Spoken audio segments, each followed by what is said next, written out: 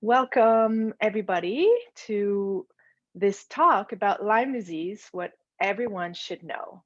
Let me just go ahead and start sharing my screen. Um, can all of you see the slide that I'm posting? Can you just, yeah, okay. If you can just put a little something, something. Perfect. Thanks, Cecily. Awesome.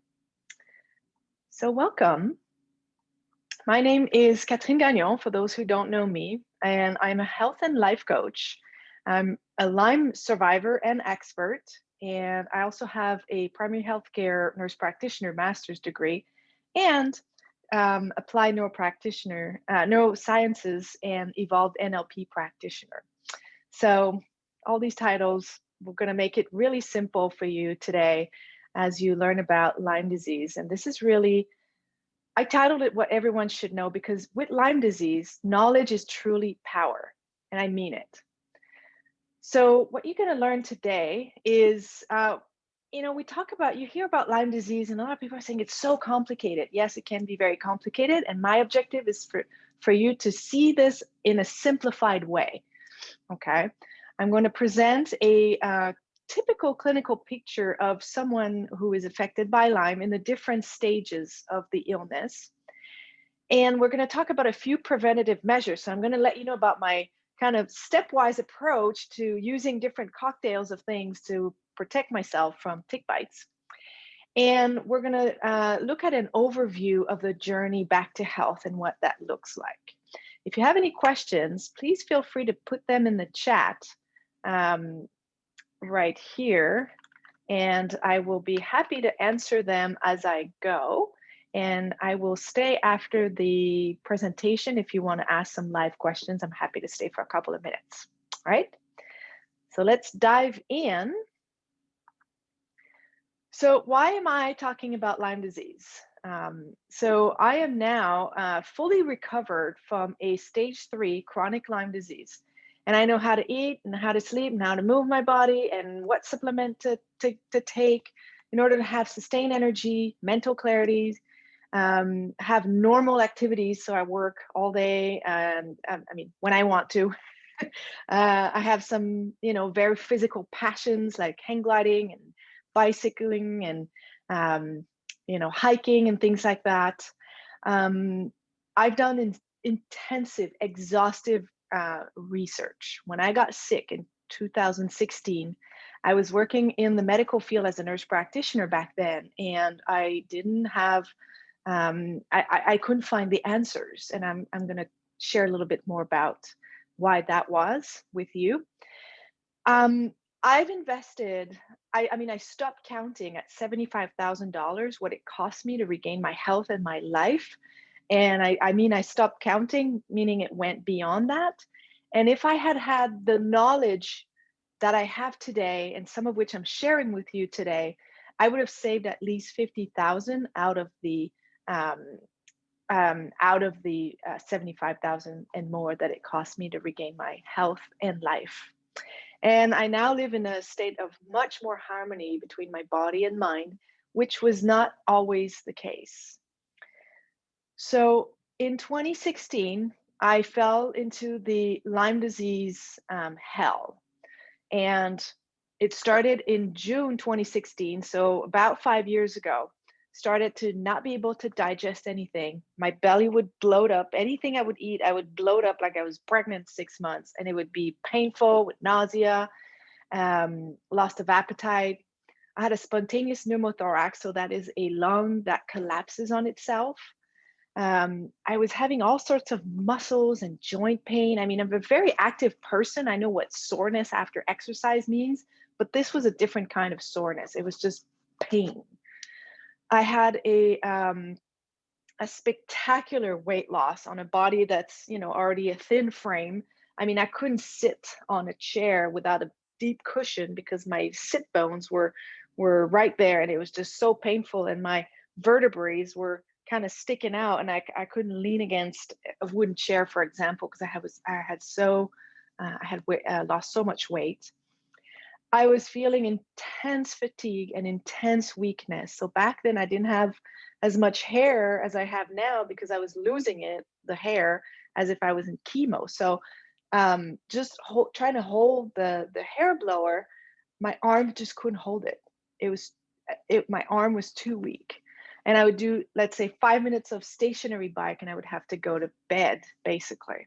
For someone who's very active, that was not fun. My vision was affected. I was seeing 2D instead of 3D, and I had a lot of floaters, and very hypersensitive to light also. So any light, strong light, or even in the stores, like these neon things, was giving me an instant headache, and I couldn't drive at night anymore because of that sensitivity to light.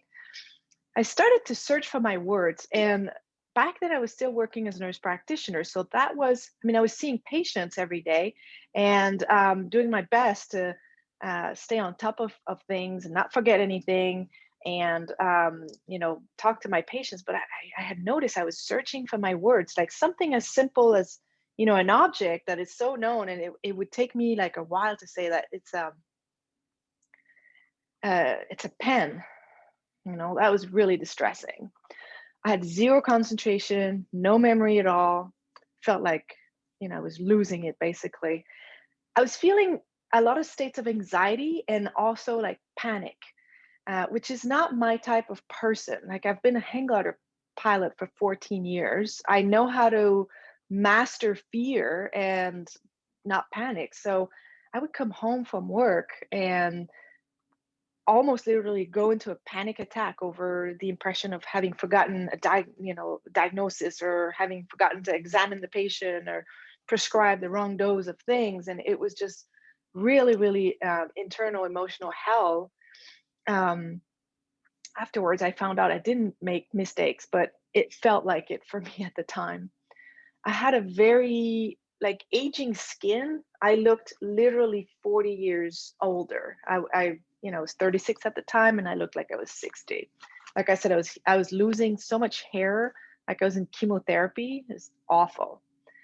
And my periods started to go like every 70, 80 days. So it felt like premenopause at age 36. I was like, no, it's not premenopause. I was having some night sweats and then intense chills. It would be the summertime, July, back home in Canada, and I'd be sitting outside. It'd be like, in Fahrenheit, it would be something like 85 degrees, and I was feeling like frozen. So I'd go between hot flashes, sweats, and chills. It's like my whole internal thermostat was completely deregulated. I was feeling a sense of depersonalization, as if I was no longer myself. I was seeing the world as so dark, and it's not me. I'm a very happy, optimistic, enthusiastic person normally. But I was experiencing this depersonalization, sensitivity to light. I said it. I was also having pain, not just in the muscles and joints, but also in my teeth, in my jawbone, and under my feet. I would get up in the morning, and it's like I would get onto a bed of nails, like a carpet of nails. Going into the sun, I felt like burning sensations, and all of that developed in about a month or so. And so this picture on the left was taken in May 2016. And within 3 months, I went from this vibrant person, doing life, to flat out, no energy, just feeling like I was completely dying, literally. And I knew that something had to change. And the more I waited, the worse I deteriorated. But I didn't wait very long. I was doing a lot of research. Then I go to my doctor and I said, okay, order this test, this test, this test. I was doing a lot of research in functional medicine. And she was like, okay, you're a nurse practitioner. You should know what you're talking about. And it took me about 4 or 5 months to suspect that it would be Lyme disease. And so at the time I did some tests with Lyme, and a bunch of other tests that, not much was coming out. And the initial test was positive, But where I tested in Canada, you do a first serology, it's called an ELISA test. And then if that one is positive, it gets sent to our national microbiology lab, which is in Winnipeg in Canada. And then they will do another serology, another ELISA, before they do a Western blot, which is a much more specific and sensitive test for Lyme disease. And so the problem was back in Canada, the ELISA test in Winnipeg came back negative. And so when my doctor received those tests, she was like, "Oh, Catherine, the first test was a false positive. You're really, we haven't found much stuff. You're a little bit anemic, if you want to take some iron, things like that. But really, you're just too stressed out." And I said to her, I said, "No." I said, in 36 years of living in this body, I have never felt like something is eating me up from the inside, literally.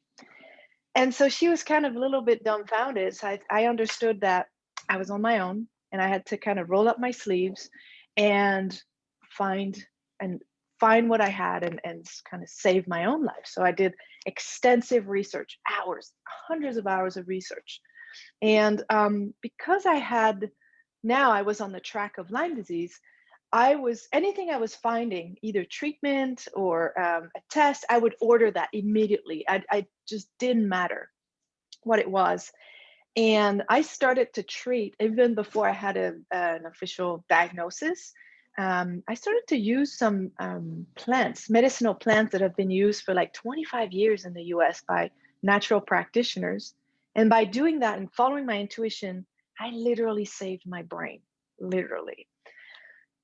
So that's when, I kind of followed through and I discovered something that really changed everything. And I was skeptical at first. I didn't know if it was going to work for me, but what did I have to lose? I was dying. So I really persevered in a way I had never done before. And what happened when I had this first negative test from Winnipeg, I was still a nurse practitioner and I called them, over there. And I said, "Hey, when someone gets a first serology that's positive, but your confirmation test comes back negative, what do you do?" "Oh," the lady says, "you just send another sample." I said, "Thank you." And I later found out that they only test one strain of Lyme, of Borrelia. And I'm going to tell you a little bit more about this later. But there are really 300 strains in the world. So it was possible that my strain wasn't coming up positive.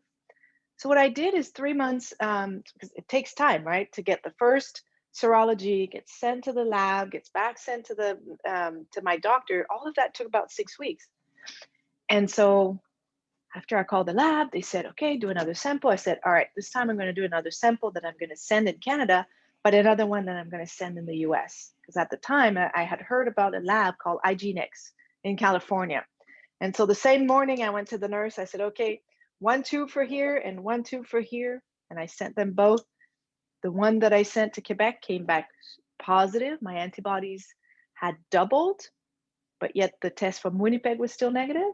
And the one I sent to California, was fully positive because they did a Western blot immediately, which is the test that I needed in order to, to have that confirmation.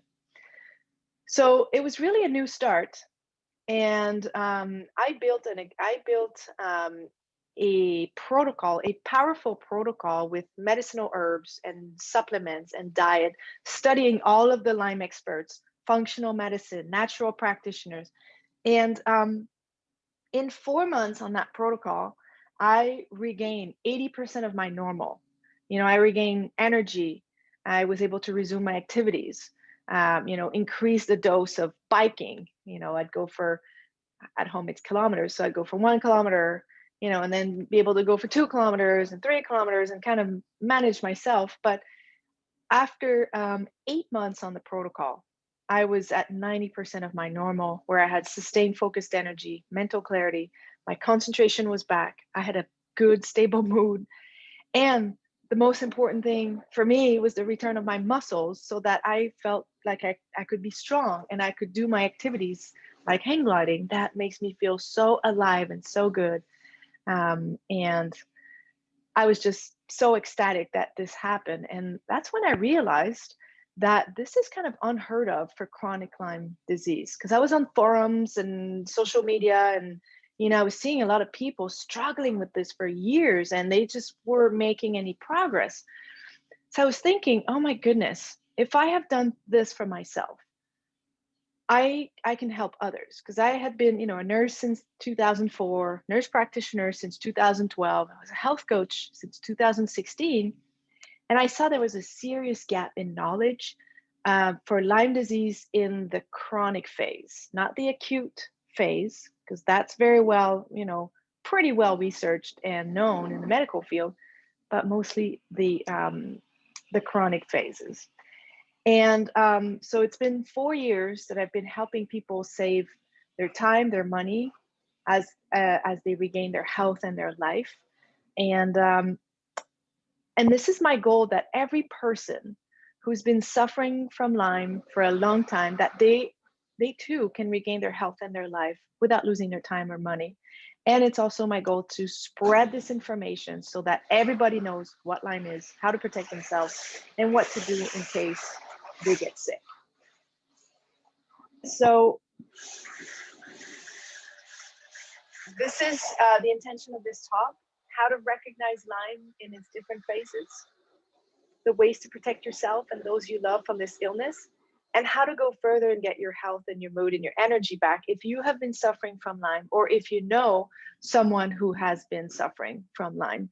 This information, I'm telling you, I've had people over the years tell me how powerful this has been when somebody they know got bitten by a tick, or they met somebody who was suffering from chronic Lyme, or even fibromyalgia or chronic fatigue syndrome, because there are some medical hypotheses that are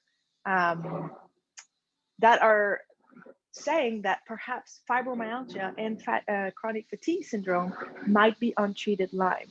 Okay, the symptoms overlap so much, and when they start treating for Lyme, people who were suffering from fibromyalgia or chronic fatigue syndrome, their symptoms improve, and they're like, oh, okay. So I'll tell you more about this, but I'm going to teach you as much as I can today. And I have built a course, an online course that goes into a lot deeper. It's 10 hours of material. But first, why do we talk about Lyme? So you probably are aware that in recent years, there's been a rapid increase in cases of the disease. It is mainly transmitted by black-legged ticks, but there are more varieties of ticks now that are known to transmit the disease. And the ticks are being carried by several different, we call them vectors. So in North America, the most frequent vector is the mouse, but also the deer and some migratory birds. Ticks can hook onto reptiles and also on domestic animals, cats and dogs. This illness is the first listed disease with a direct link to global warming.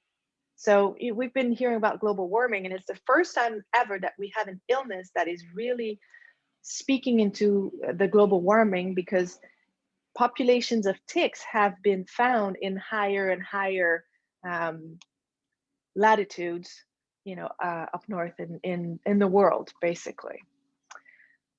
So Lyme disease has 3 phases, and I'm going to go into more details about each one of them. But the first one is the acute phase, which is within 30 days of a tick bite. So that's the acute phase. The second phase is the early disseminated. So that's when the pathogens, the microbes, the bacteria, virus that the ticks is injected into the body, they start to go a little bit everywhere. They start to disseminate in the body. And then, so that's between day 30 after a tick bite up until 3 months after the tick bite. And then you have late disseminated, or other practitioners call it chronic Lyme. That's after 3 months post tick bite. Currently, there are unclear or inexistent medical guidelines for phase 2 and 3. There's controversy and debates, whereas to even how to call this diagnosis, and if even chronic Lyme exists. So there's no consensus yet about these diagnoses. Some organizations will call, let's say if someone was treated in the acute phase or the phase 2, and they still have symptoms after 3 months, some organizations will call that post-treatment Lyme disease syndrome, where the hypothesis is that there's been like a immune activation with some inflammation that are responsible for the symptoms. And it's not clear if it's a persistence of the microorganisms or not. But some studies are showing that, yes, there are some persistence of the microorganisms. Like I said, the tests that we have, both in Canada and in the US, the CDC is still talking about the 2-step test with a first ELISA serology and then a Western blot. In Canada, with this approach, the ELISA serology and then another serology with the National Microbiology Lab in Winnipeg, and then the Western blot. With these 2 tiers approach, it is estimated that we miss 80% of the cases. Why? Because in order for the ELISA, the first serology, the ELISA test for the antibodies. And so if somebody has been in phase 2 or mostly phase 3, if they've been sick for a long time and their immune system has been activated like chronically, and their immune system is getting tired, if you will, the amount of antibody that the immune system has to produce in order to reach the threshold of positivity on that first ELISA requires almost an intact immune system. So that's kind of the first barrier, that ELISA test. So for me, when my first ELISA test was positive, my doc was telling me it was false positive. I was like, no, it's not, because my immune system has reached that threshold of positivity. So that's the first step.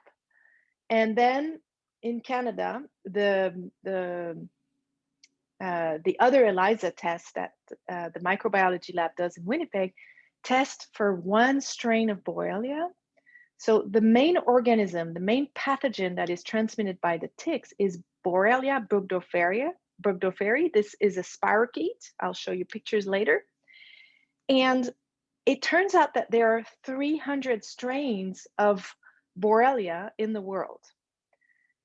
So I remember very vividly when I first acquired Lyme, but I only kind of connected the dots in 2016 when I was sick and I had all these things and I was doing all this research.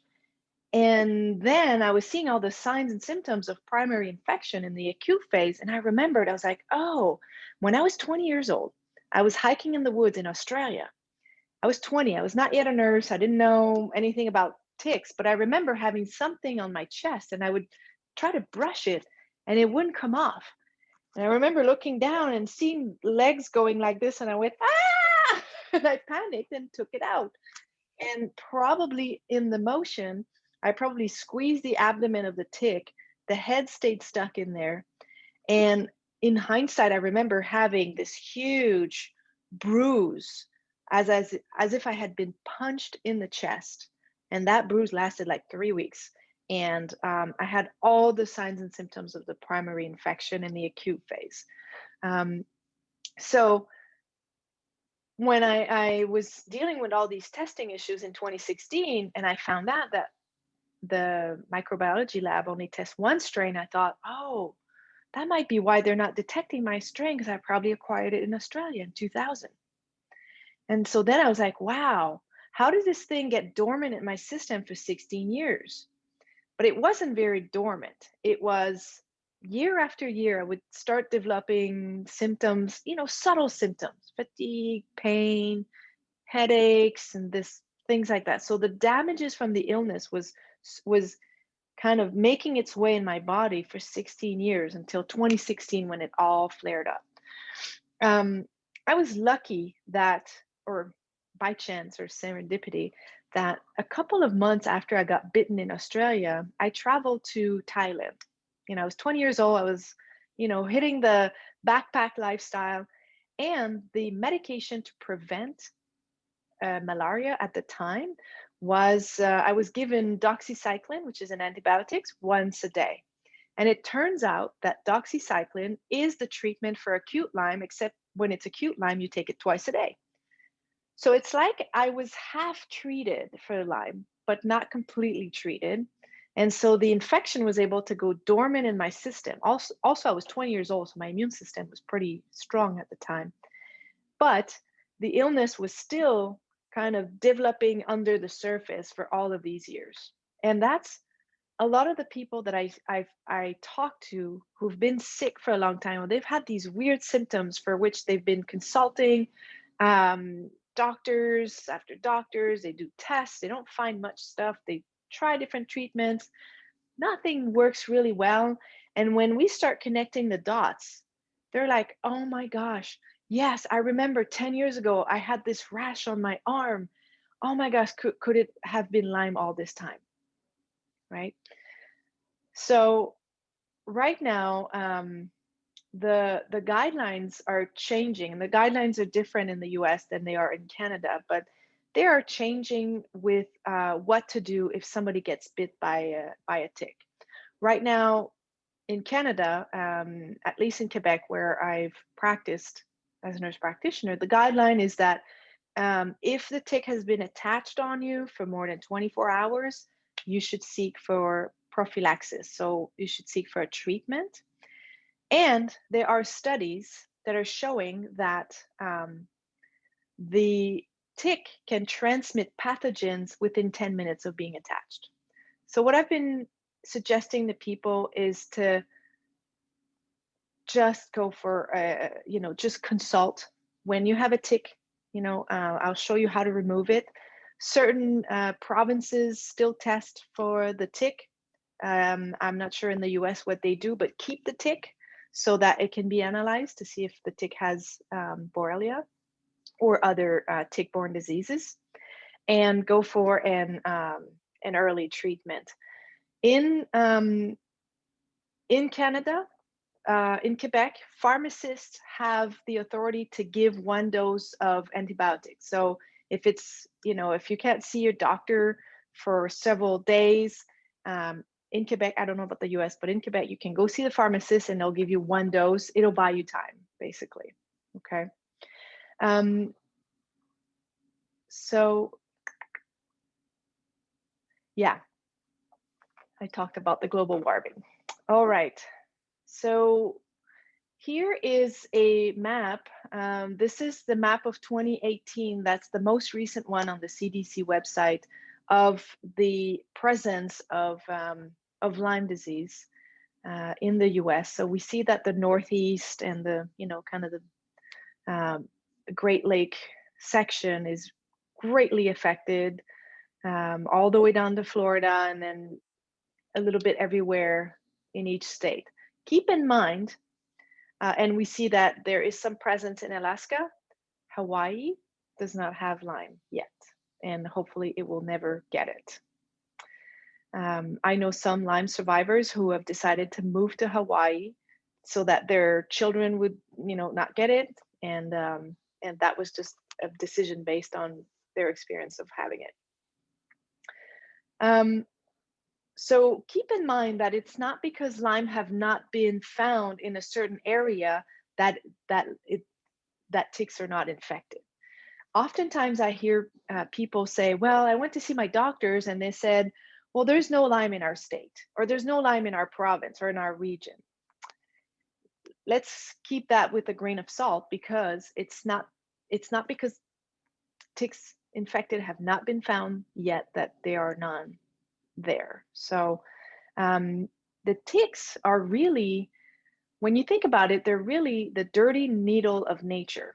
Because before they bite a human, They might have bitten a bird, a mouse, a deer. So they have the capacity to gain or to acquire multiple pathogens, bacteria, viruses, parasites, and then that's how they transmit so many pathogens when they bite, a human. So it's literally, we're talking about vaccination a lot these days. So it's literally as if we were vaccinating everybody with the same needle. So think about a tick like that. It's a dirty needle of nature.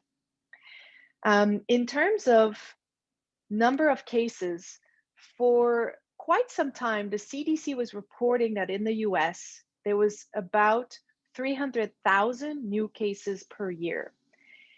And there's a recent study that has been estimating now, based on insurance reports, that it's more likely to be closer to 475,000 new cases per year in the US. In Canada, the latest statistic that I found for 2019 was 2,700 cases. So when I'm thinking about this, okay, so let's say Canada, nearly 3,000 cases a year, the US over 300,000 cases a year. That means the US has 1,000 more cases a year than Canada, but its population is not 1,000 times more. We're 30 million, but a little over 30 million in Canada, is over 300 million in the US. So the maths don't fit. So either in Canada we have really strong borders where the ticks are not coming in, or it's a testing issue in Canada that people, cases are underreported, which is kind of my hypothesis. So this is a map of Quebec. So this is really the southern part of Quebec. In orange is the high prevalence, highly endemic region. The yellow is moderate risk. So if I kind of go back between the two maps, it makes sense that it's all of these border regions between the US and Canada, and Quebec being kind of above here, above. So this is all Quebec here, okay? So Lyme, how do you recognize Lyme in the acute phase? Well, I often tell people, okay, if you've seen a tick, you develop the bullseye rash, which is the typical, kind of target-like rash, the redness. That's a textbook rash. And let's say you've consulted, you went to see a doctor and you got a treatment for the appropriate amount of time. Go buy yourself a lottery ticket because you're really lucky.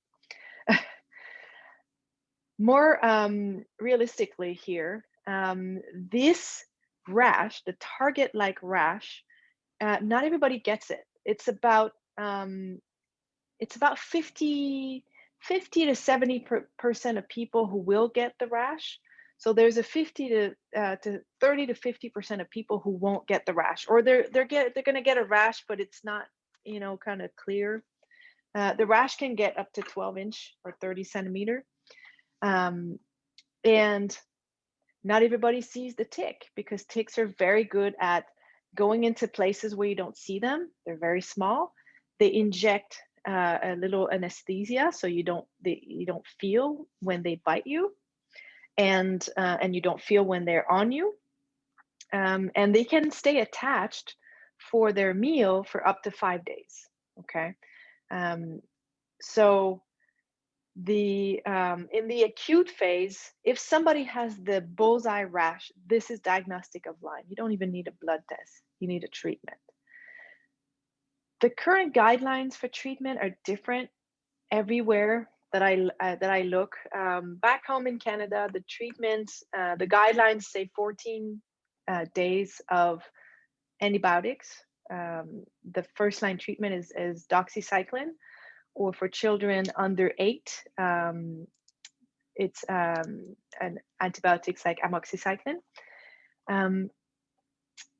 But in the studies, the research has shown that for people, even people who are caught in the acute phase, so within the first 30 days, even with a course of antibiotics of 28 days, the rate of cure or eradication of the pathogens are between 70 and 84%. So in the acute phase, I always suggest to people to ask for a longer course of treatment for at least 4 weeks, 28 days, just to give yourself the odds to of having a good chance of eradicating it. In the acute phase, the symptoms, they look a little bit like the flu, like fever, chills, headache, fatigue, muscle and joint pain, and kind of achiness. You can have some swollen lymph nodes. I often tell people to be aware of the summer flu. So most of the rates of transmission of Lyme are in the spring and in the fall. But some people might acquire Lyme and not develop the symptoms immediately.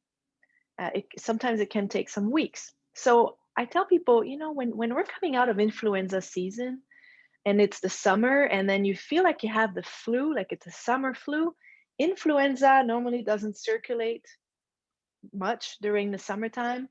Well, now we have COVID, but that's just different. Just be aware of that summer flu, okay? Last year, a good friend of mine, she flies paragliders and I fly hang glider, and our mountain back home is in a region that unfortunately is very endemic.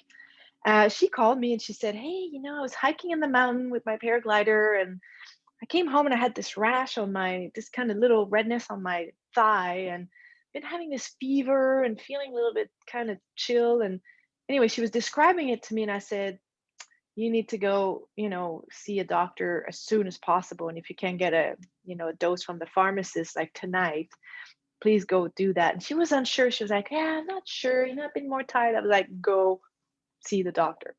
Anyways, it turns out it was Lyme, and she got 28 days of treatment. So that was last summer. And this past winter, her and I were cross-country skiing together. And I asked her, I said, have you fully recovered? Do you have any vestige symptoms? She says, oh, I'm good. Like I recovered completely. And then she looked at me and she said, you know what, Catherine? She says, thank God you had Lyme disease. And I was like, what? She said, not that I wanted you to suffer, but she says, because when you were sick, you were telling us about it. We're a small flying community back home. And she says, you were spreading that information. And because you talked to me about it, my mind was it was quick to go to that hypothesis when I was sick, And I was like, oh, yes. Hence the importance of being able to recognize these things really quickly. In the acute phase, not everybody, like I said, will have the rash, but beware of these kind of symptoms. Now we got COVID, so if you feel the summer flu, then you can go do a double whammy, get tested for COVID and Lyme disease. Just think about it and suggest it to your doctors. All right, how do we prevent this? So, prevention is the best cure. So we want to prevent the ticks from being able to not only attach to your skin, but to bite your skin, okay? Let me just show you the different sizes, and the ticks are in their different stages. So this is the larva, and it's like a millimeter. It's like a dot at the end of a sentence, okay? The larva, most times the larva is so small, they can't travel very far. So their first meal is going to be on a mouse or like a smaller mammal in the woods. But if a larva was to bite you, most likely the larva doesn't contain the bacteria yet because you're their first meal. So for each stage of their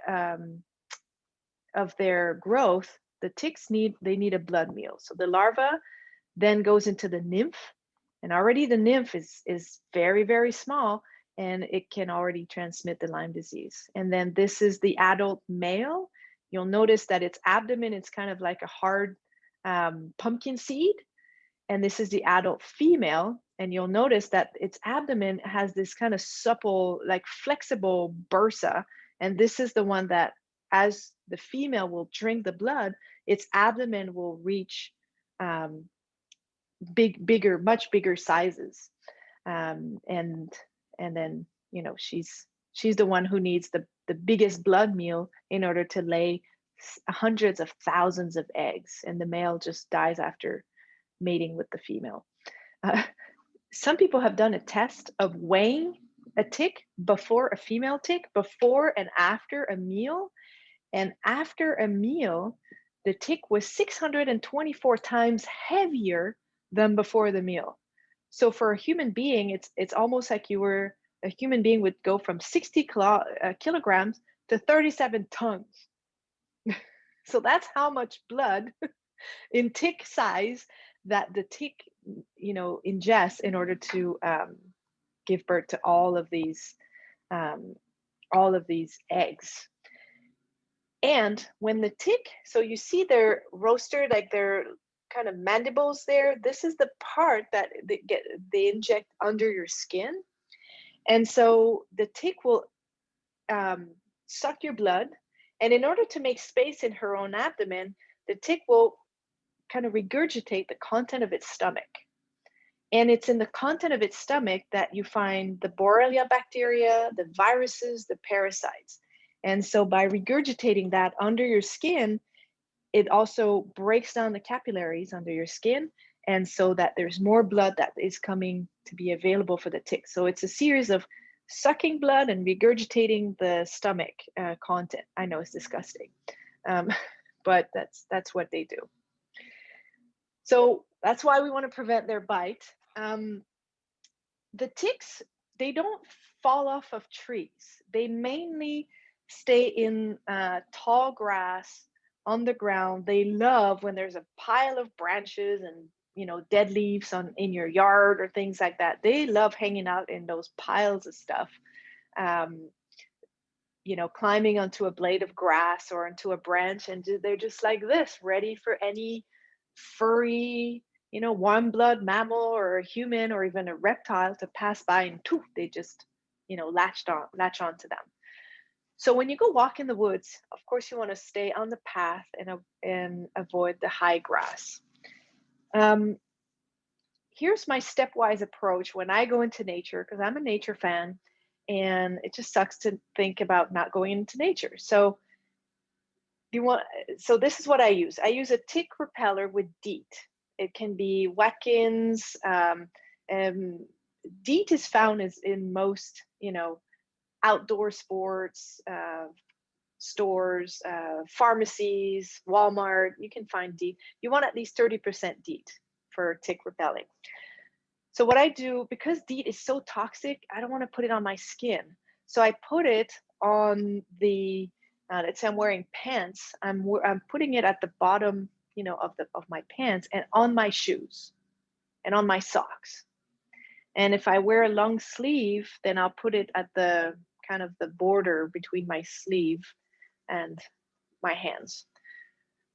Some sports clothes will get damaged by DEET, so try it on a small space beforehand.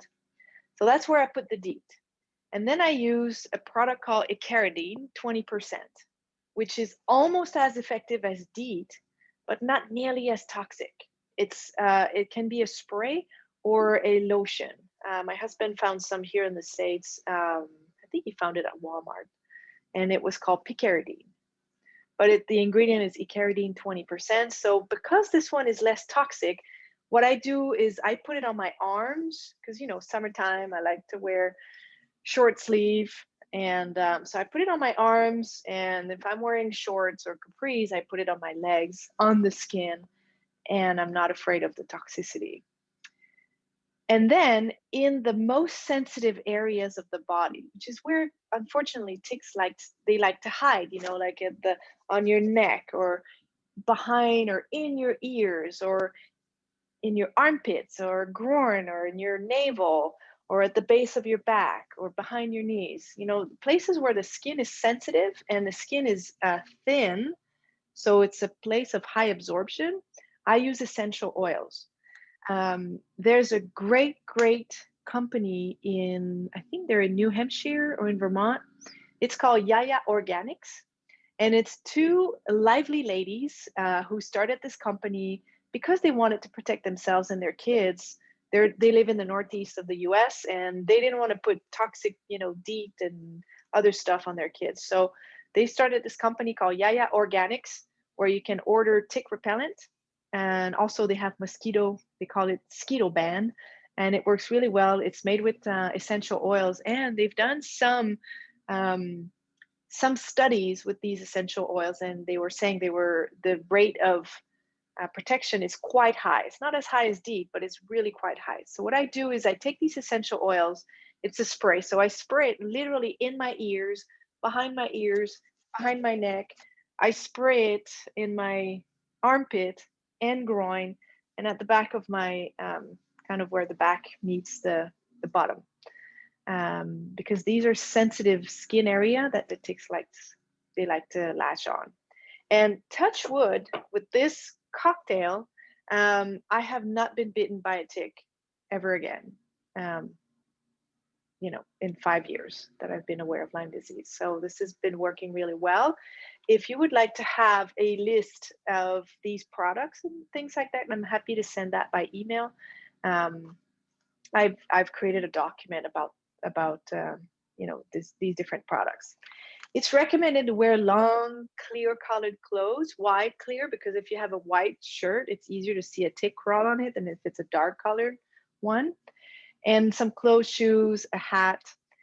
And then I was laughing with my my flying community back home, because I was telling them, all right, we're going to start this new fashion. When you're going to walk in the woods, going to launch with your paraglider, you're going to put your shirt in your pants and your pants in your sock. And we're going to all be this fashionable people protecting ourselves from tick bites. But with all that being said, wearing long clothes, just tuck them in your pants and in your socks. When you come back from the outdoors, of course, examine your body, and especially in the places where you can't see, have somebody examine your body, examine your equipment.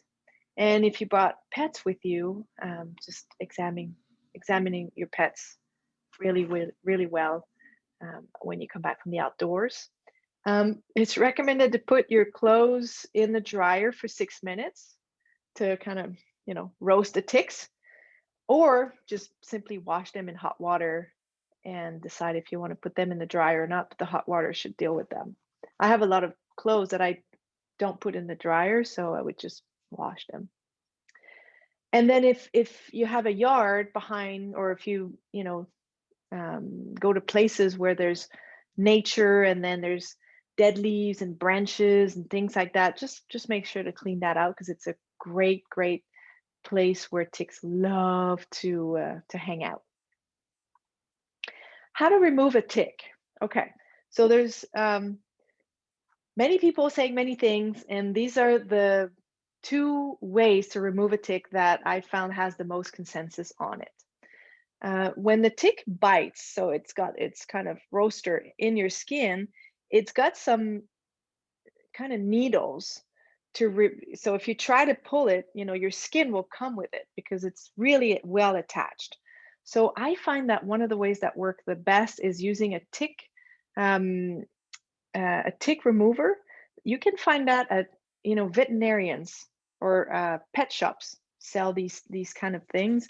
It looks like something you would use on the other side of a hammer to remove a nail, except you don't remove it like a nail. You twist it counterclockwise. You twist it, and then the tick will naturally unlatch, because by twisting it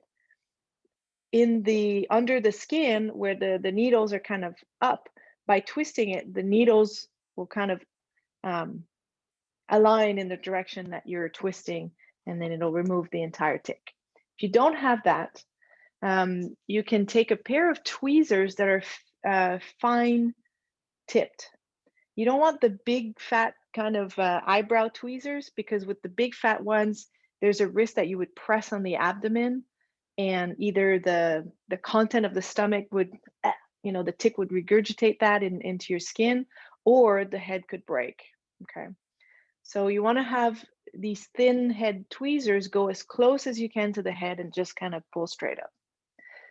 Some people have been trying all kinds of things, including, bringing like a match or a cigarette close to the abdomen, and the tick kind of, feeling the burn will withdraw itself. But the problem with that is that it's going to stress the tick, and on its way out, there's a greater chance of its regurgitating the content of its stomach into the skin. Same thing with Vaseline, Of all the techniques, these are the two that I found in the guidelines that have the most agreement on.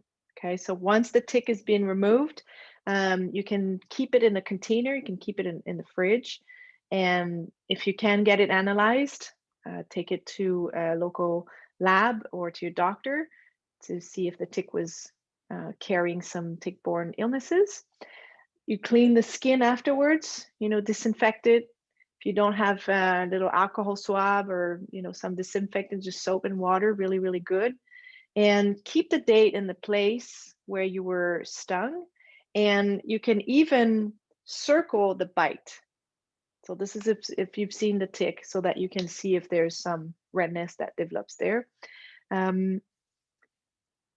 Nowadays with Lyme, we used to say, oh, only consult the doctor if you develop symptoms of the acute phase. Nowadays, I don't think this is in the guidelines, but when my people are calling me because they know I have this expertise, they're like, I had a tick, what do I do? I tell them just go consult. Don't hesitate. It's too prevalent, and the consequences of not detecting it on time they're too big that you should be consulting medical practitioner and get some prophylaxis treatment if you can. If you're also in a highly endemic region, you can check with your local health authorities and see what their guidelines are. Okay. Is there any questions so far? Or is everything, I know I'm covering a lot of stuff, but if you have any questions, you can put it in the chat and I will be happy to answer that. If not, I will just keep going. Okay. All right. With Lyme disease, there are three main challenges that I had to face and that everybody who's been affected closely or even by far by Lyme disease have been facing. First challenge is, why is the diagnosis so difficult to get in phase 2 and 3?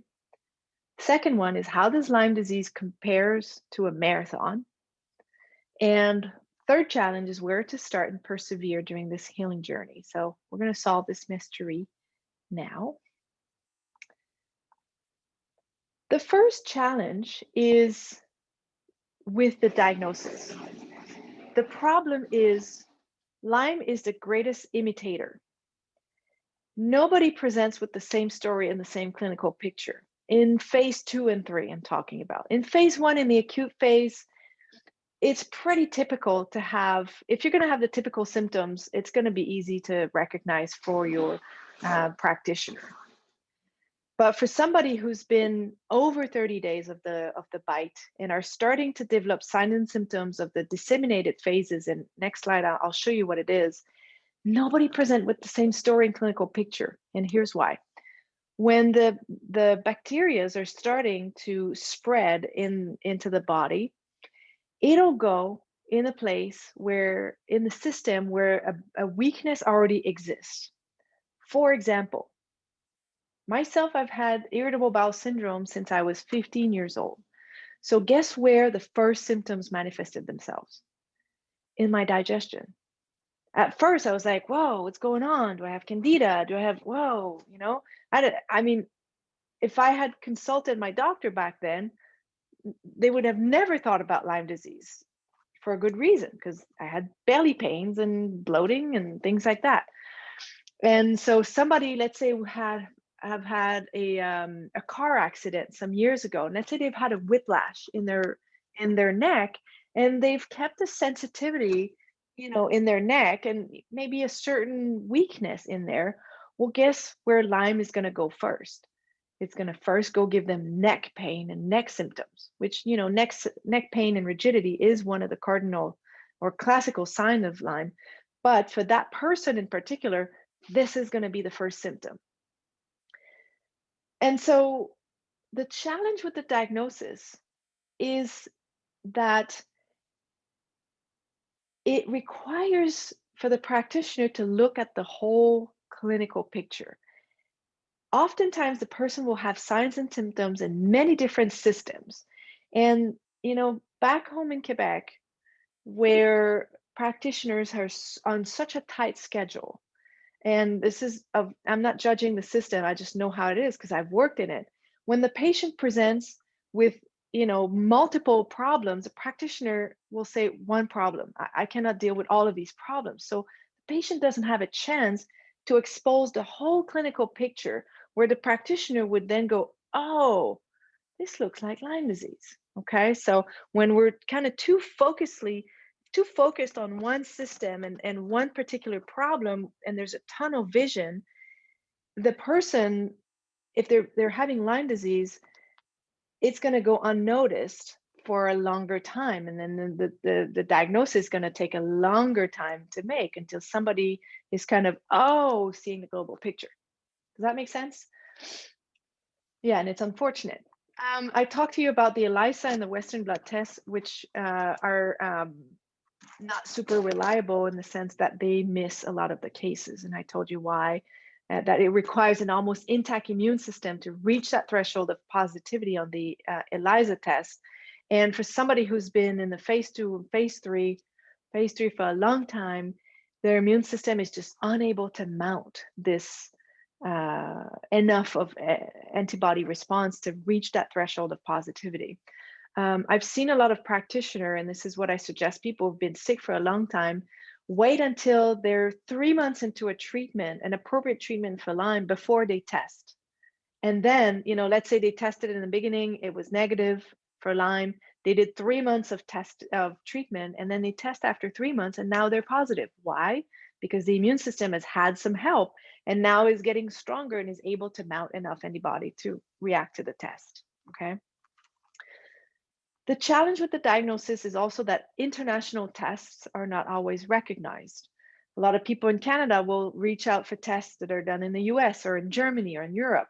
Same thing in the US, they'll reach out for tests in different countries, and some practitioners are not comfortable interpreting and relying on a test that they don't know the lab and it's in a foreign country, so they might dismiss the test.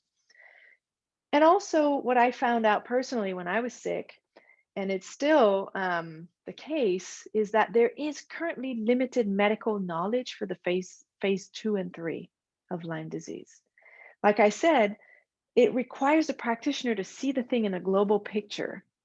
And the way medicine is practiced in sections, with specialties, it's difficult to, and with time schedule to see the global picture.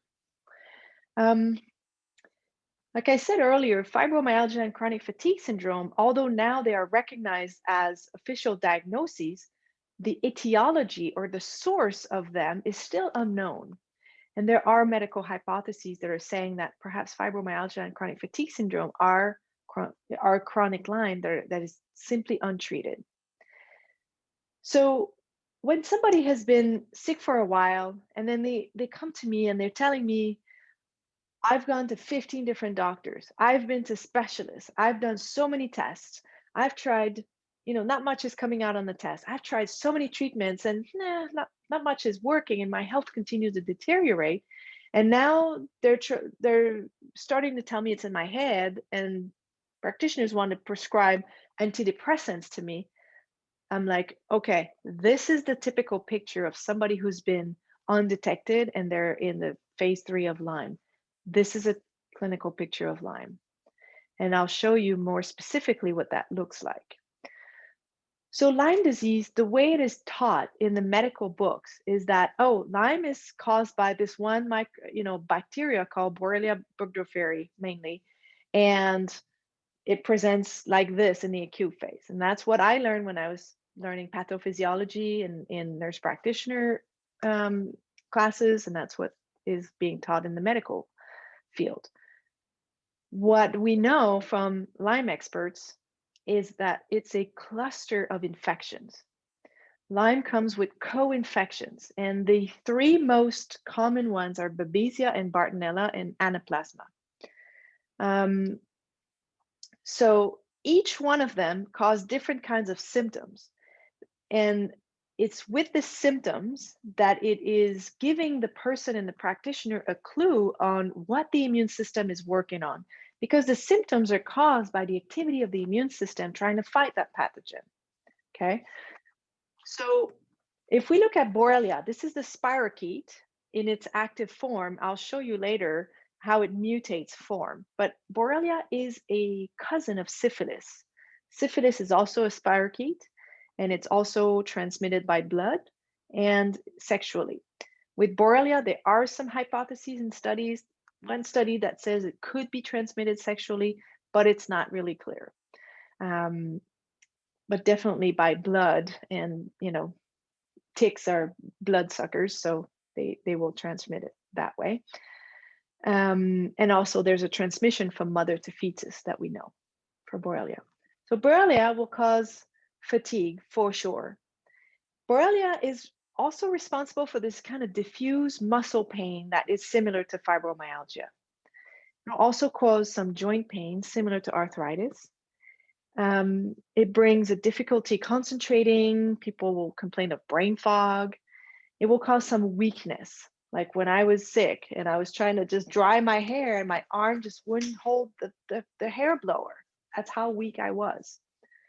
It can cause some tremors, either outside, like visible, or sometimes a person will say, I feel like I'm shaking inside, like an internal tremor. So it's not a visible tremor. It can cause some muscle spasms, dizziness, some numbness, pins and needles, a lack of coordination and balance, can cause some vision disturbances, some floaters. For me, it was the floaters, yes, and the 2D vision. I lost the 3D vision. So that's mainly the signs and symptoms of Borrelia, which when you look at this, it's like, well, it's kind of non-specific. I agree. So here's the key. It's to not kind of pick one or two out of these and say, oh, I have Lyme disease. No, it's to see it in its global picture and see that when there's multiple signs and symptoms in these multiple categories, you're more thinking about that.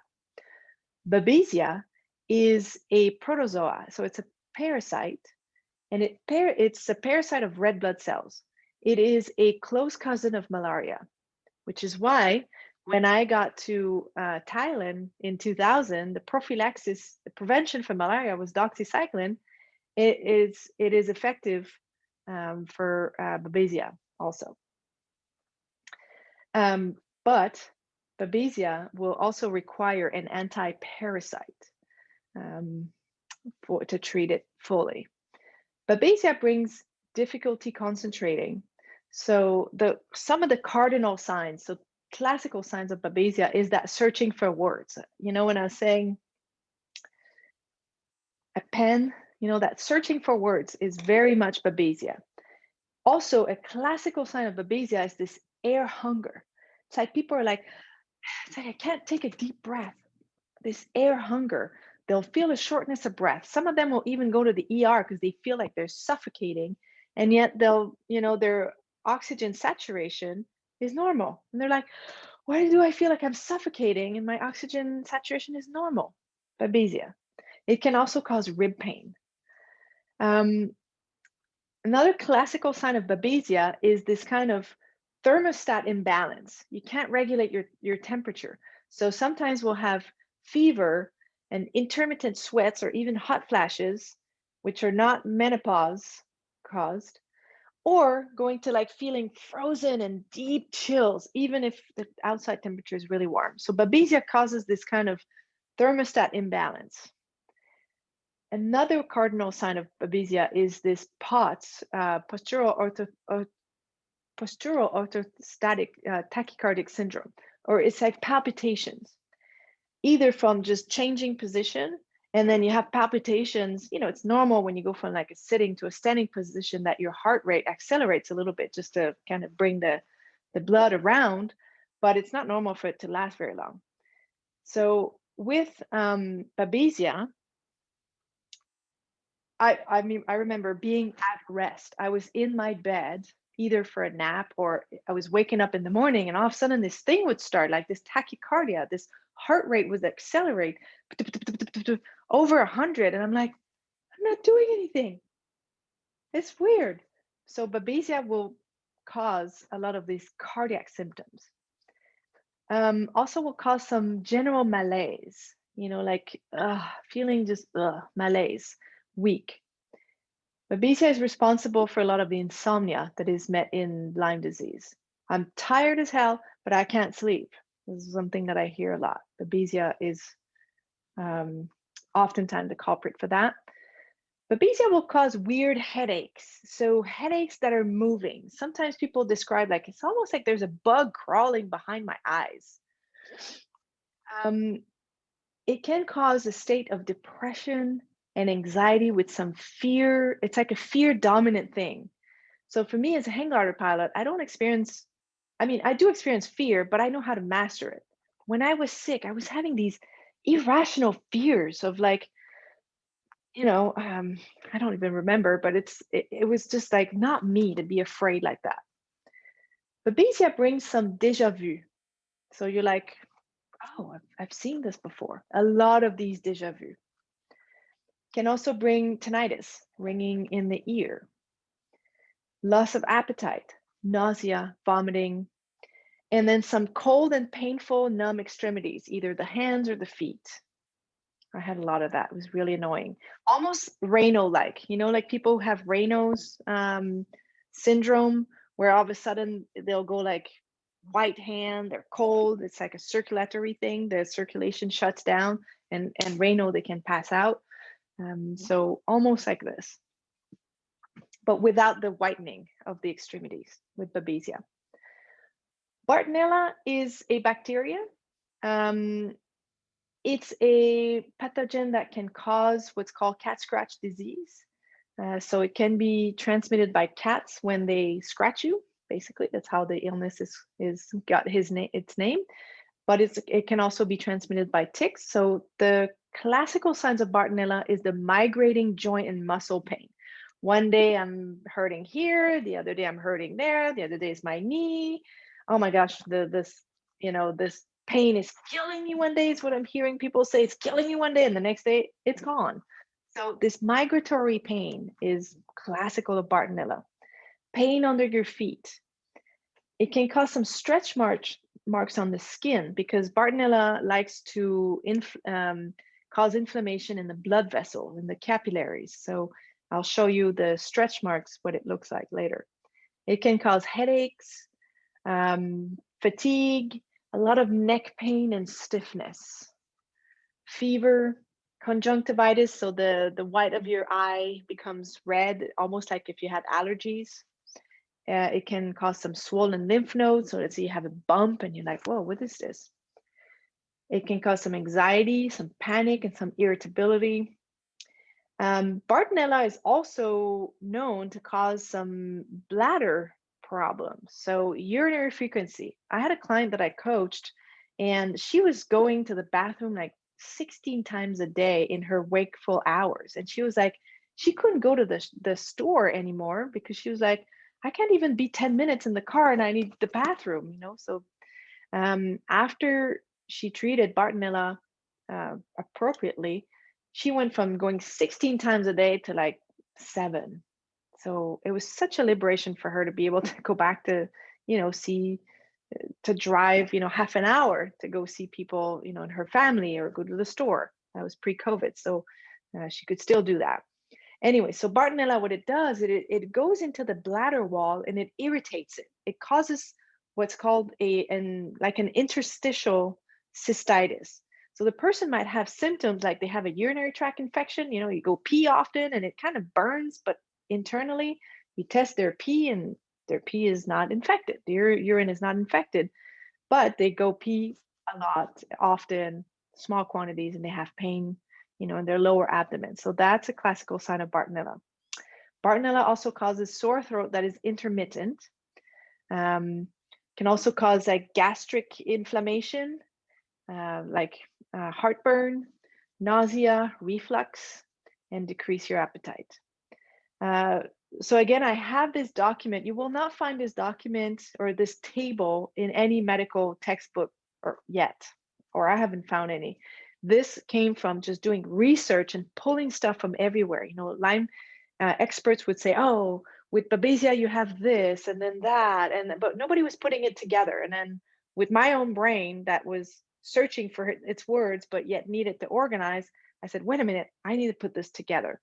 So with this clinical picture, it's my hope that it's making it easier for people and eventually practitioners to see the global picture of Lyme. Okay. One of the great ways to increase the likelihood of finding the diagnosis is to answer the questionnaire from Dr. Horowitz. I have it later in a slide, I'll show it to you.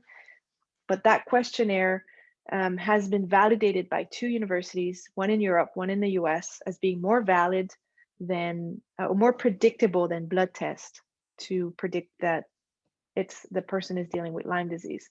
So with that test, and then the clinical signs and symptoms, my goal is to make it easier for people and practitioners to recognize the illness quicker, okay? So I can send you this document also, I have it available. Challenge number 2 is the Lyme Marathon.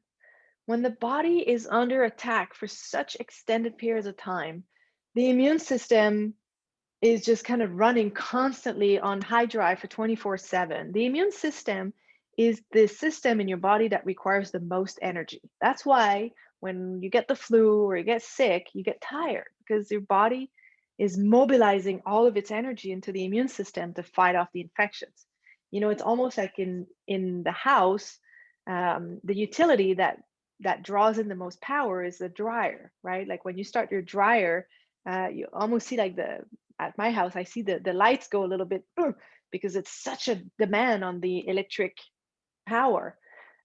So your immune system is like the dryer in your house, asking for a lot of energy. It's the most energy demanding system. So Lyme is like a marathon because it's a medical marathon for diagnosis and for the treatment.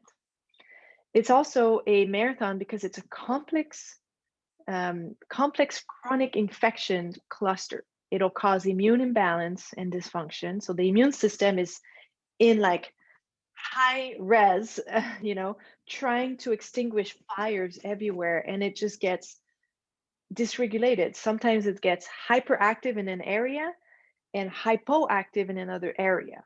So it just gets really dysregulated. It just doesn't know where to give thoughts because it's in such a high drive.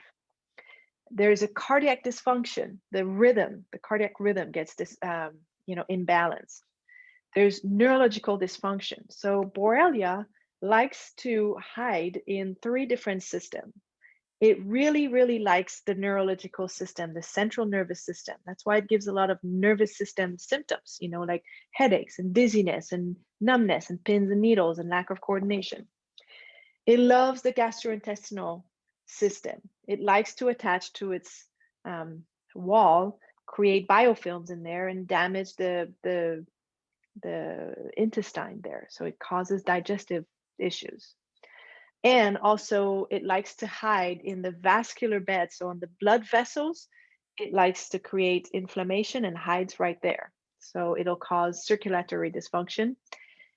Eventually also, in order to sustain the war that the immune system is fighting, the hormonal system is getting tired also. Your thyroid, the cortisol, which is produced by, I don't want to, go too deep into anatomy, but you got 2 kidneys and there's a little hat on top of the kidneys, which is the adrenals, and the adrenals secrete the cortisol, the adrenaline, and the noradrenaline. And at first, when the war is starting, the adrenals are like, yeah, pumping all of this power and this juice onto the battlefield, but eventually they get tired, they get exhausted, and so they need to be supported. Also, hormonal dysfunction in the reproductive years. For me, when I was sick, I would have, my periods every 70 days, which kind of makes sense because when the body is under attack, the last thing it wants to do is reproduce itself, right? So, but the hormones get shifted and dysfunctional. You also get muscle and joint dysfunction because the microorganisms, they like to hide in the tissues. It's in fact its goal to hide from the immune system so that it can go into your tissues, reproduce in peace, and then come out into the bloodstream to be transmitted to another host when it's time to to, travel again. Lyme is a very smart microorganism, and there's a reason for that. It's been around. We have evidence that it's been around for at least 5,000 years because one of the mummy that was found, I forget what her name is. She's 5,000 years old, or he 5,000 years old, and the Borrelia, the bacteria, was found in his blood, but that's not what killed it. What killed it was a machete on the head.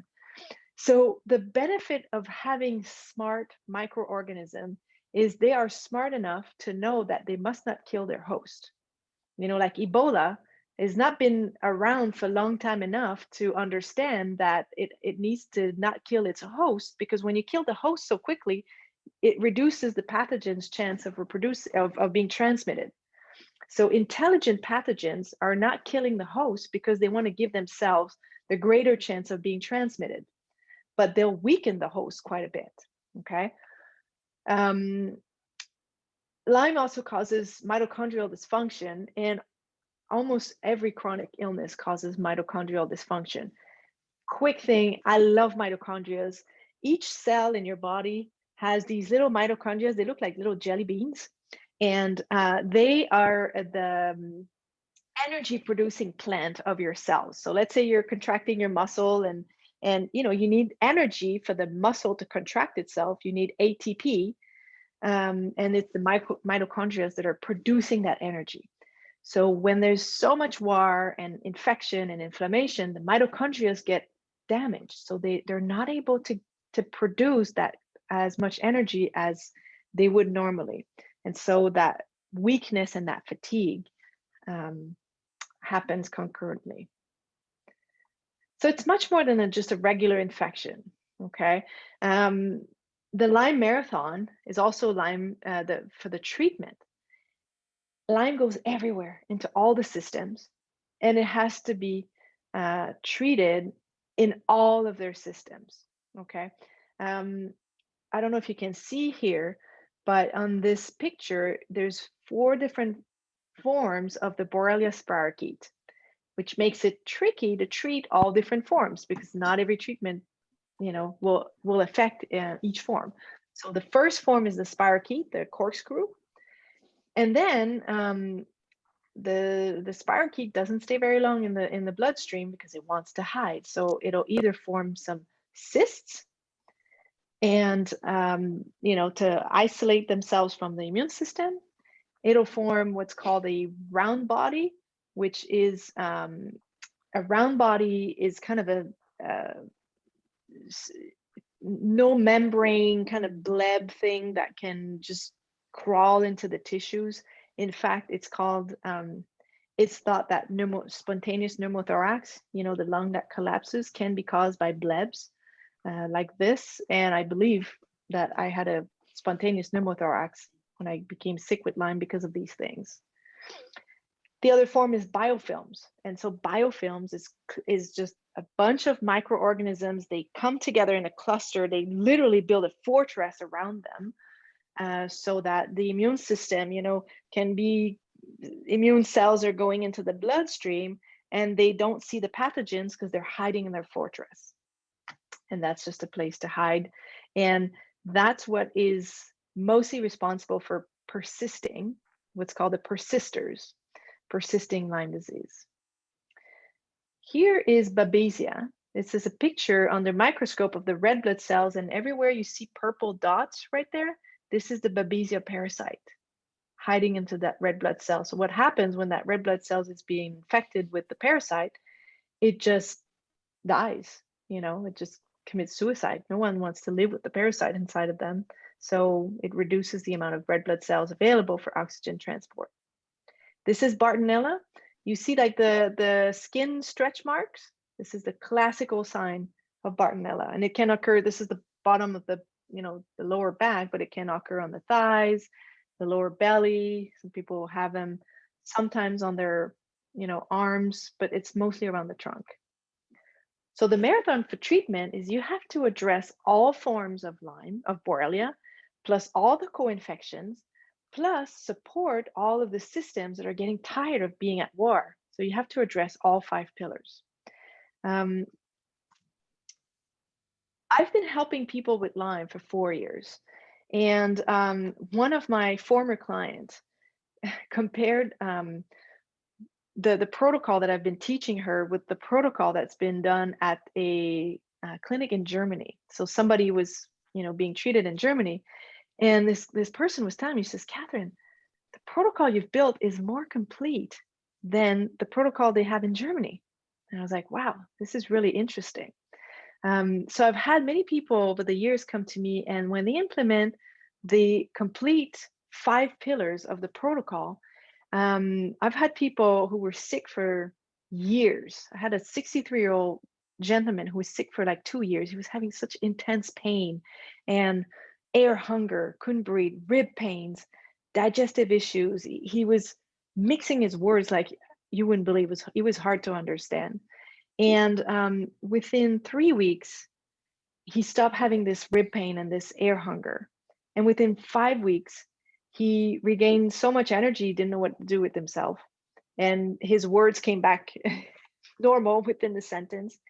Within 7 weeks, he had no more pain and he was able to stop his narcotics. He was taking narcotics for pain. And within 10 weeks, he was feeling like he had resuscitated. And he was like, Catherine, he says, how come no doctor was able to give me something like you did? And I said, well, it's the knowledge is not there yet in the medical field. So where to start is the challenge number 3: education, education, education. So thank you for being here and getting all of this information, because you never know who is going to need all of that information. Like I talked to you earlier about the questionnaire from Dr. Horowitz. He's a Lyme specialist who practices in New Jersey. I forget where, and he trained also in Belgium. So when you Google Dr. Horowitz Lyme questionnaire, you have multiple sites that have it. It's a score, and you can answer that score. You can fill it in, and if you have a score above 46, there's a high probability that it is Lyme disease. And this questionnaire has been validated, like I said, in different universities, and it takes in consideration all of the overlapping symptoms. It's really well made. Where to start? Well, if you know somebody, or you are affected by Lyme, or maybe you think it is, take charge of your healing path and become your own expert. I had the privilege of being a healthcare practitioner professional when I was sick. So when my doctor was telling me it's all about stress, I didn't let myself be impressed with that, because I just knew, and we were colleagues. So, but unfortunately, I see a lot of people, and not judging, just compassion towards people who are relying on their doctors, and they're you know doing what they're being told. But when things are not working, it's time for you to take your own healing into your own hands. What's required? So an overview of a path to recovery from Lyme. You need 5 pillars for a successful treatment. The antimicrobials, I chose to use medicinal plants because I knew that I didn't want to put antibiotics in my gut. I already had gut problems. I didn't want to kill my microbiome and all the good gut bacteria that constitute 80% of the immune system. Some people will require antibiotics. They can take both at the same time, medical antibiotics and medicinal plants. It works really well. But the key is to have the right antimicrobials that cover for all forms of Borrelia and Babesia and Bartonella and all the co-infections. I go into much detail over this in the online course that I've built, and it is available for somebody who would want to just have total access to the whole protocol for themselves or somebody else. Second pillar, daily detox. When we start taking in some antimicrobials and the bugs are starting to die, it's overwhelming for the normal detoxification pathways of the body. So we have to help it. Oftentimes I give this analogy. Let's say you have this battlefield, the immune system is battling the bad guys, but some good guys are dying too. So you have to have like these, the guys coming in with the wheelbarrows to take away the dead bodies, and then some guys have to wrap the dead bodies into the trash, and then trash bags, and then the garbage truck has to pass by to pick up the trash bag. So each phase of detox is important, in the body. And so the protocol addresses all phases. The third pillar is to have something in place that helps the immune system to regulate and to be supported. What do I mean by regulate? It's like where it's been like super active, some supplements will go to the immune system and say, just chill out a little bit here. We need your help here because you've been hypoactive. So it's something that modulates the immune system, okay? The fourth pillar is reduction of inflammatory cytokine cascades. So when the immune system is going crazy, it is shooting some inflammatory mediators.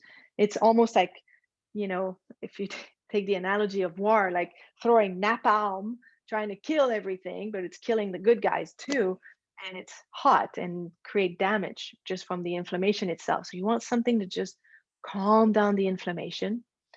And the fifth pillar is to support the adrenals and the mitochondria, who are the key elements to sustain energy in the fight for, to sustain the immune system, to fight the infection and bring the body back to balance. So all of these 5 pillars are addressed using supplements, diet, and a lot of changes in the mindset. So, and here's where coaching is interesting. So people with Lyme have to do kind of radical changes in their habits, and it starts with diet. So proper clean nutrition. In the studies, the diets that have the best results for Lyme disease are the paleo diet and the ketogenic diet. But mainly it's those ones where you have no gluten, no dairy, and as little sugar as possible. Sleep. Oh my gosh, sleep is so important because that's where you regenerate, your energy, but that's also when the immune system can be active and continue fighting the infections. So adequate sleep, cannot stress this enough, how important it is. Toxin removal. We live in a toxic, environment, and we know this from the chemicals that are found in the food, in the water, in the air. So even if we can't make it perfect, to remove the toxins by simply, starting to buy organic food, replacing toxic household products with products that are environmentally friendly, that contain no toxins. Putting water filter systems in your house, but also removing heavy metals and molds, which is something we address in the protocol, because heavy metals have a tendency to live into the bacteria, into the parasites and bacteria, and strengthen them. So you want a double whammy to get rid of both. Also, the electromagnetic fields, so we got cell phone, Wi-Fi, towers, we are surrounded by electromagnetic fields. What happens with the pathogens, so the bacteria, the viruses, the parasites, when they're in presence of EMFs, they perceive that as a threat. And so they start to reproduce quicker and they become more aggressive. So anybody who, this is good for everybody to reduce their exposure to EMFs, but even more so for someone who's been sick with Lyme or fibromyalgia or chronic fatigue syndrome, to turn off the Wi-Fi at night. Or even better is to have direct connection cable with the computer. And when you're not using the cell phone, put it in airplane mode and turn it off. Why in airplane mode is because even if you turn it off, if it's not in airplane mode, it's still searching for some network, so that when you turn it back on, it will be ready soon. Okay. Some people are living in apartment, in cities and apartment where there's a lot of Wi-Fi. I know for myself, when I go in a hotel and I see my phone is picking up like 20 Wi-Fi networks, I'm like, oh, getting jazzed here. So some people will buy what's called a it's an EMF blocking net to sleep under. It literally creates a Faraday cage, and you can find that on the internet. And this has been found to be very helpful for some people with Lyme or chronic illnesses. They have a more restful sleep. You can also sleep on grounding sheets, earthing sheets. So you can plug them in the ground of the outlet. I've been sleeping on these sheets for 5 or 6 years now, and it really makes a difference. The sleep is just more rejuvenating, and I wake up more recharged in the morning. Exercise when somebody is sick with Lyme, not too much, but it's important to keep exercising. The cue is that if the person wakes up the next day and is more tired, they've done too much the day before. Okay, so regulating the amount of exercise is important. The other habit change that are essential, especially when someone's been sick for a long time, is mindset change. So stress management. A lot of people with Lyme who have been going to medical, to practitioners after practitioners, they're feeling unwell, they're feeling sick, and they're being told all the time, there's nothing wrong with you. There's nothing wrong with you. We can't find anything. It creates an emotional trauma. It creates an internal stress that the person doesn't even want to go see a practitioner or doesn't want to go consult, a doctor anymore. And it creates stress in the relationships of this person. So stress management is key with Lyme. A lot of people feel like their symptoms get flared up whenever they feel stressed, and I was one of them too. Also, paying attention to the language, powerful language. Have you ever heard somebody say, "Oh, my disease," or "my cancer," or "my this," right? So this pronoun of possession. Here's a problem with that. It's when we attribute a possession to something, like my illness, in the subconscious mind, because I possess this, and nobody wants to lose something they possess, there's going to be a subconscious block to not heal, because that will mean to lose something they possess. So I love talking about language and the power of our words to create our life. And oftentimes I'll tell people, I'll suggest to say, talk about the Lyme disease that is affecting your body. Make it a little bit more neutral and objective rather than identifying yourself with it. I often hear people say, "Oh, I'm a Lyme." A Lyme is basically making the Lyme your identity. This is so powerful. And I've seen this over and over and over, that people don't heal when they self-identify with the illness. The other mindset, this is, I'm kind of taking you to a deeper perspective on this. And this is what I do when I coach people with advanced stages of Lyme, or that have been sick for quite a long time, with coaching, harmonizing their inner conflicts. And I've seen this over and over and over. People have this inner conflict of, part of them wants to heal, and that's in the subconscious. Part of them wants to heal and regain their life and do things as usual. But a part of them does not want to heal, because it will mean to go back to a life that made them sick in the first place. I had a client that I coached some 3 years ago, and one day she became aware of this, and she said, "Oh, I realized that if I was to heal, I would become the maid of everybody in my household again. I'll be having to do the dishes for everybody and pick up after everybody, and I was so tired of that. Nobody was appreciative of what I was doing, and they were just walking all over me." So she realized that if she was to heal, she was going to go back to that life. So there was a part of her that didn't want to heal. How amazing that she found that out. And that together in coaching, we were able to give her tools to now be able to assert herself and set healthy boundaries, and set that up in the structure of her life, that now she could heal, knowing that she wasn't going to go back to a life that made her sick in the first place. Okay, so when we have these inner conflicts like this, it also mobilizes so much energy in the conflict that when the conflict is dissolved, all of this energy now becomes available for healing. Like I said, the immune system requires so much energy that when we have energy that is stuck in this conflict we had with this person, 10 years ago, and this stress that we feel about not being good enough, or wanting to put other people's need first, or not being able to say no, these are all places where the person is leaking their energy, that when they regain this energy, they're like, oh, wow. And it accelerates their healing. And that's what I've done. So I combined the protocol, which was research based, very powerful, with the power of coaching, neuroscience based coaching, to heal the emotions within me. And that's how I was able to heal so quickly. And that's how my clients are doing it too. Okay. So this is, like I said, a unique approach. I haven't seen anybody else do this.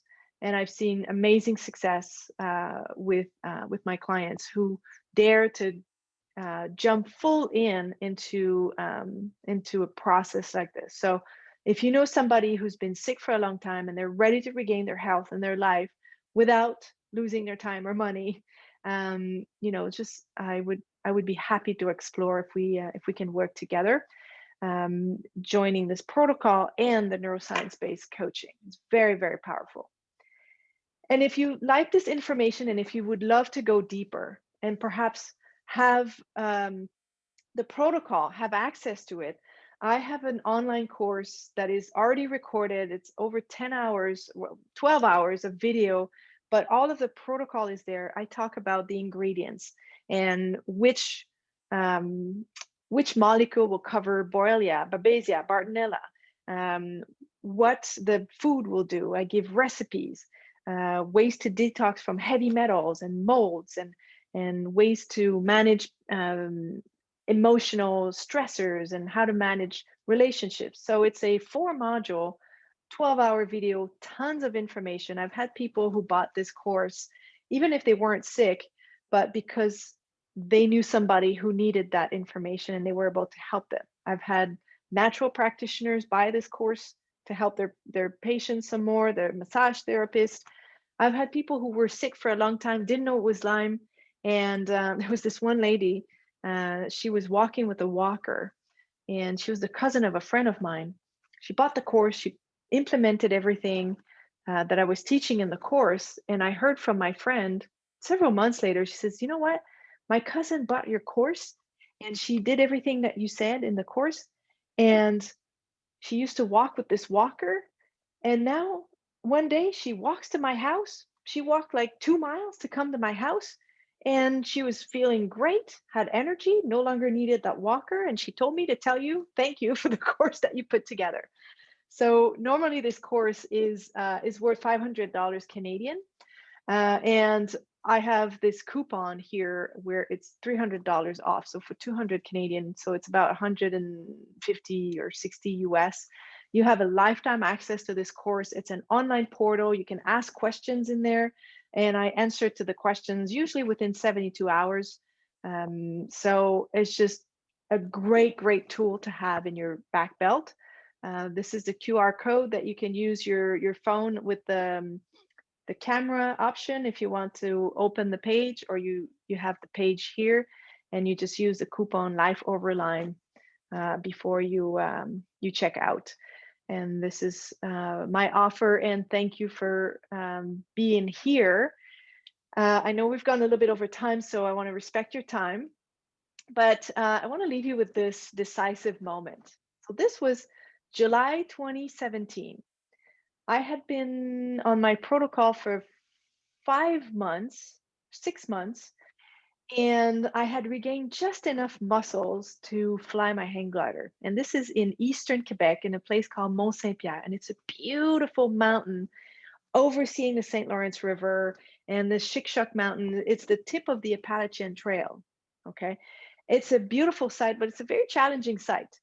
And so there I was, on launch and holding my glider and feeling strong. And then I launched and I saw the sun over the St. Lawrence River, and I was flying with my friends going, wow. And I was in the air touching my muscles and just kind of crying and being like, so happy that I was able to fly again. I was just like, thank you, thank you, thank you, thank you, that I was able to regain this passion of mine. And then I heard this voice, call it the inner voice, call it the universe or God who was talking to me. But I heard this voice that said to me, Catherine, now you have regained your health and your life, and you've done it in ways that are unheard of. Now you need to help other people do the same thing. And I was just kind of crying, going like, okay, all right, all right, all right, I'll do this. So this is why I'm sharing with you all of this information. In the online course, I go way deeper, but this could make the whole world of difference between being stuck for years with debilitating health or having a tool to help yourself or someone that you love get their life back from Lyme.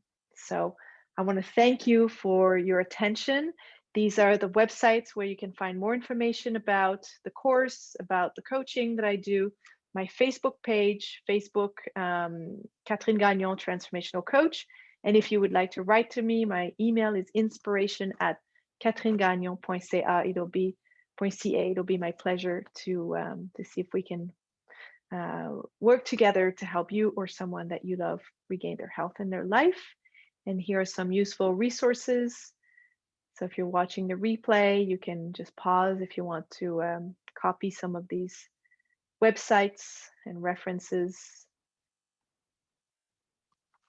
And I will be available if you have any questions. Thank you so much for your attention. I know there was a lot in there, and if you want to either ask your questions in the chat, or if you want to unmute yourself and ask questions, I'm happy to stay.